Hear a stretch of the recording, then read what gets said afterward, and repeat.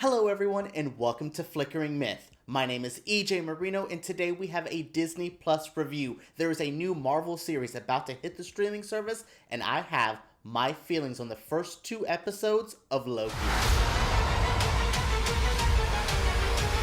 When all of those Disney Plus Marvel series were first getting announced, I heard that they were doing a Loki series and I was a bit confused. I was just like, okay, we've done a lot with this character. We've seen a lot from Tom Hiddleston in this role, but what more could they add to this? And I will say I'm a bit surprised because there's still a lot more of a, let's say he is an onion, like we're doing a Shrek metaphor, and we peel back the layers, there's still way more layers to Loki than I ever could have imagined. I'm quite impressed by that. When I do have some issues with the show, sometimes the pacing's not that great, sometimes the cinematography, it makes the show look a little bit fake at times. There's like a, not like a, oh my god, this looks amazing quality, but when those moments are happening, I keep remembering of like, yo, they're doing a lot more than with like Loki's character than I could have ever thought. So I'm happy to see him get his show because he's been fleshed out in these 2 episodes than I think in most of his MCU appearances. Now my quick general feelings on the show are this. I think it looks good for the most part. There's some moments, like I said, with the production design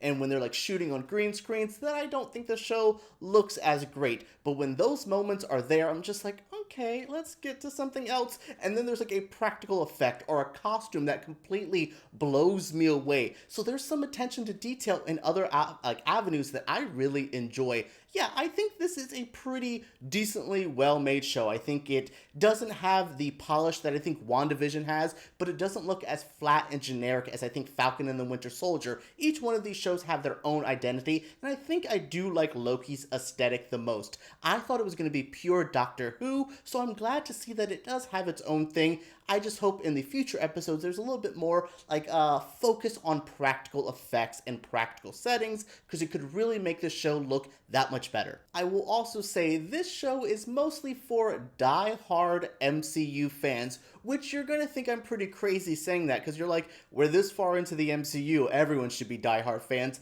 Like me, I'm a casual MCU viewer. I've seen every movie at least once, a couple more, once or twice if I do enjoy them. So yeah, if you're just casually a fan of these movies, this could be a little bit tricky to get into because this is dense. This is filled with a lot of MCU lore. If you don't remember Thor Dark World, well, thankfully they'll show you clips from it, but for the most part, this really, you need to be a fan of Loki, and you need to be a fan of the MCU to really understand that. Like I said, people are going to be like, yeah, duh, but this is on Disney Plus, a streaming service where they're going to be hoping to get new eyes and new, kind of new fans for this. It's going to be a little harder for them to get into. I think WandaVision had something that worked for the most part. The last couple episodes do feel very MCU heavy, and Falcon and the Winter Soldier is another die-hard MCU kind of show. So this series, I was hoping to be a little bit more accessible. There is something that kind of works for a general way, but I do think this is going to be something for those die-hard, I take all my notes in all my Marvel movies.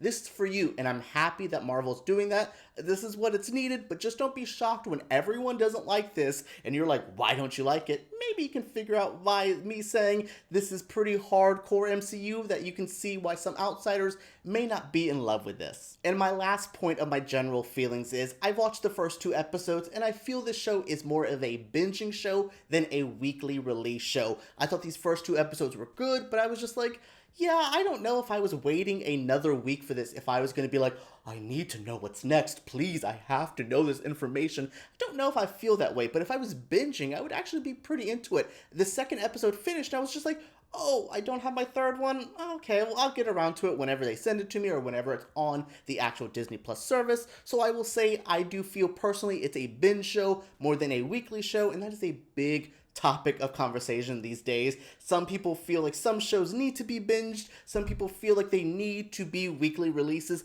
I feel this is more of a binge one, so I want to know what you guys think down below. When you guys get to see it, do you feel that this is a binging one or one that you would love to wait for the weekly mysteries? It's going to be pretty hit or miss, I think, but I think, like I said, personally, this is one that I would like to watch this all at one time. So the story of Loki is pretty interesting. We follow the Loki that's from the 2012 Avengers film. We saw him in the middle of Endgame, steal the Tesseract and disappear, which kind of throws off the timeline of things. There's a sacred timeline that is supposed to go a certain way, and when it doesn't go that way, we have the time variant authority there to be the ones who help out. So they get a hold of Loki and say, you've done some crazy mayhem, and yeah, that's not good. We need you to fix this. And yeah, there's more to it, and I don't want to get into spoilers. So basically, Loki does have to work with the TVA for missions. He's met there with Owen Wilson's character. He meets some of the other people in the TVA, and they're just there to fix some timeline stuff. There's this mischievous, evil person who's doing some crazy things in the timeline. And by the time episode 2 ends, you go, oh my goodness, there is going to be a hectic next couple episodes because of the timey-wimey stuff in here. So yeah, I like the general plot. I think Loki playing this, like, I don't want to work for the TVA, but I kind of have to. I thought that was a good role for him. It allows him to kind of grow as a protagonist more. It allows also to get into some pretty crazy, dense stuff here. I find time travel and time conversations in movies and TV shows to be a bit extra and a bit much to handle. This film gets, this series gets like it a little bit. I'm hoping it can still stay on a pretty even path, because I have a feeling by episode 4 and 5, we're going to be lost in the timeline just as much as these characters are. So I like the simplicity of the first 2 episodes. I'm hoping it doesn't go too crazy with the time travel stuff. Because like I said, I'm not always a big fan of that, and I feel like sometimes some shows aren't able to handle that. So I hope for the best there. But yeah, I like the story. I think Loki's good in his role. I think his future with the TVA is going to be really interesting because it's setting him up on a path that I would like to see more from this character. I thought he was done when he kind of got offed in Infinity War, but I think there's more room for the character. If this series is telling me anything, we might have way more Loki adventures in the future. Now, where I find this show to be my favorite is the damn cast. Oh my goodness, from top to bottom, from the supporting actors to someone who's just a background character, everyone's getting to have a great time and playing their roles to the most. Like, they're doing their damn thing. I think Tom Hiddleston as Loki is one of the best choices in the MCU up to date, and here he proves that once again by adding some fun to his character, by adding more layers. The jokes here are great, but his serious moments, there is a moment in that first episode that even got me choked up, and I'm not a big MCU person, so I was really like, oh, Tom Hiddleston is doing his damn thing. Also, I loved Owen Wilson in this. His Mobius character is fun. There's a buddy cop aspect to him and Loki's stuff. There's a general, like, I like what I'm doing and I want to be a good person vibe to Mobius. He could definitely end up being a baddie, and that could be really fun, but right now I like the pureness of his heart. I like that he sees Loki as this mischievous, crazy man, but he sees past that. He knows that there's more to this character than just the mischievous side. I think that is so entertaining. It's such a good dynamic, but for me, my personal scene stealer is Wunmi Mosaku. She plays this kind of, this guard, if you will, or this high-ranking official in the TVA. She's in most of the first 2 episodes, and she plays a role that I was genuinely like, oh my goodness, I feel for her. I don't want her to deal with Loki anymore because he's a pain in her butt, but I kind of like that. I liked that there's a playfulness to their characters. She obviously very much hates him and doesn't trust him, but there's like a back and forth that was so good. Wunmi is a talented actress. I saw her in His House earlier in last year.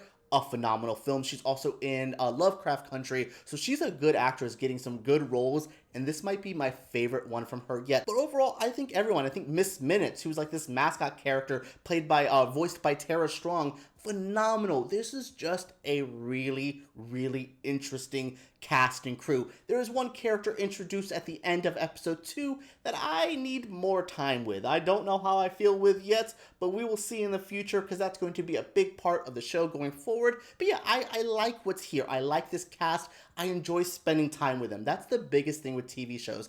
I like hanging out with these characters. Some shows, like I get rid of Walking Dead. I stopped watching that pretty early on because I hated spending my Sundays with these characters. I wasn't having fun. But the cast and the characters of Loki, I want to hang out with these people. It looks like you're having fun, and I want to join in on all this timey-wimey madness. Alright, everyone, that is it for my review of Loki, the first 2 episodes. I'm actually excited to see what's more. Like I said, I'm not gonna rush to see it the first night it comes out. I'm not gonna wait till 3 a.m. to watch it. But if you start dumping more episodes, you might get me to watch and maybe talk about this more. So let me know what you think down in the comments below. Would you like me to review Loki more? Do you want to see Loki? What are your feelings? Let me know down there below. Make sure you guys give me a thumbs up if you did enjoy it, and subscribe to Flickering Myth because we make videos like this every single week. All right, everyone, let's talk about Loki and Disney Plus down below.